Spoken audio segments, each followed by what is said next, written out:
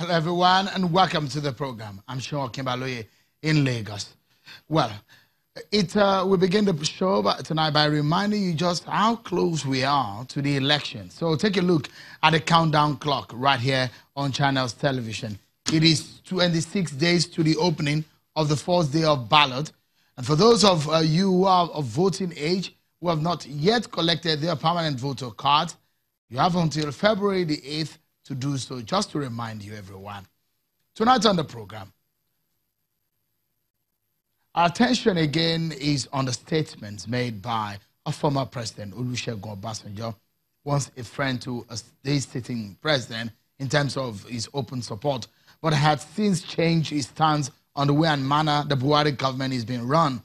Today, he has come for the president again and what he claims are major threats to the existence of this country in the forthcoming elections. It is not an open letter this time around. It is a press conference, and I will allow you to listen to the former president, Olusegun Obasanjo. While Nigeria must appreciate Buhari for the little he has done and allow him to depart for home in peace, if he allows free, fair, peaceful, and credible elections, we must also tell ourselves that Nigeria deserves better at this point in time than what Buhari is capable of offering. History will note that he has been here. Nigeria now needs a man with better physical and mental soundness, with an active mind and intellect. Let me say again that Nigeria belongs to all Nigerians and exists for the benefit of all Nigerians and non-Nigerians who desire to live or do business in and with Nigeria.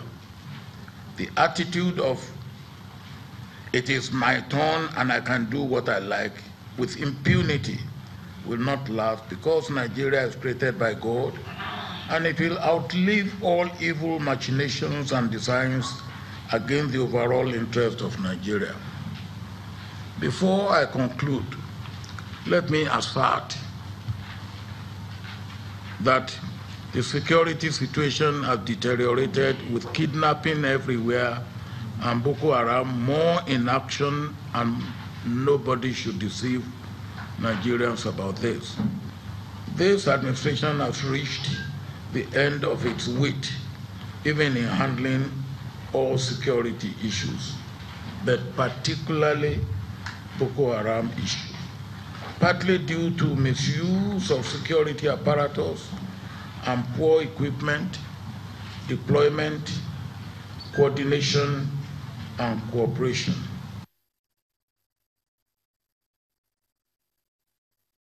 The presidency will be reacting to these statements and some of the issues raised by the former president, Olusegun Obasanjo.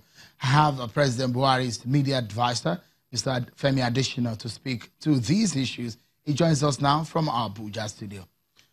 Thank you so much, Mr. Adesina, for coming on the program tonight. Perhaps before we get your reaction and the presidency stands on what former President Olusegun Obasanjo said, let me quickly get the reasons from you why the president did not show up for the 2019 presidential debate. He was invited, invitation sent. The vice president appeared for the first one, but the president did not just show up without signaling the organizers about his absence. Thank you. Good evening.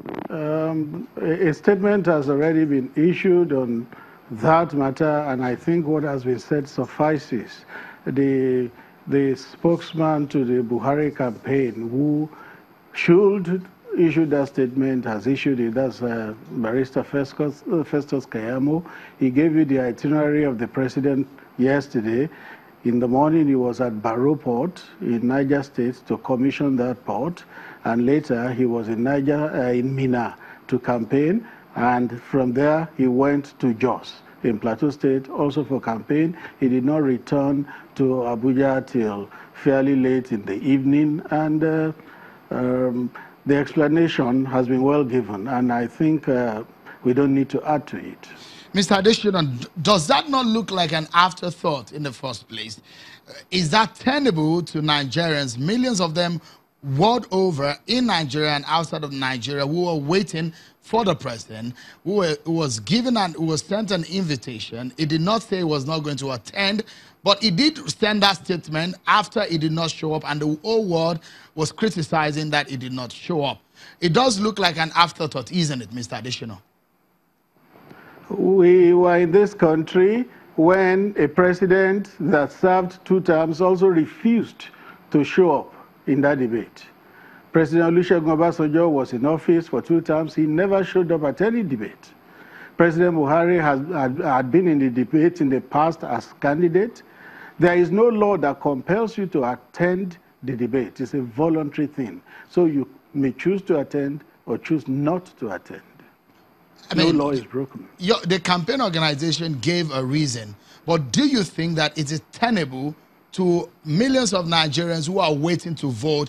What do you think it speaks of the candidature of President Muhammadu Buhari, who is seeking the votes of Nigerians? He's not just gotten the invitation last week or yesterday or the day before yesterday. He's gotten the invitation several weeks before now.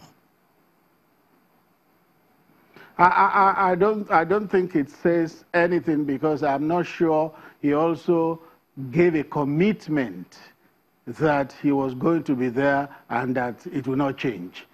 If he gave a firm commitment, possibly in writing in response to an invitation, is a different matter. I don't think there was that kind of commitment. But do you think that it speaks of respect to voters? And the fact that the political party where the president is running says he wants to do things differently, but you have made reference to things that have been done in the past, that some other president did not show up for debate. The debate is a platform for the candidate to speak to Nigerians. What do you think this speaks about the candidature of the APC candidate? The debate is a platform for the candidate to speak to Nigerians, but it is one of many other platforms that are available. One platform was the one that held on Wednesday. They called the candidates on NTA. The president was there.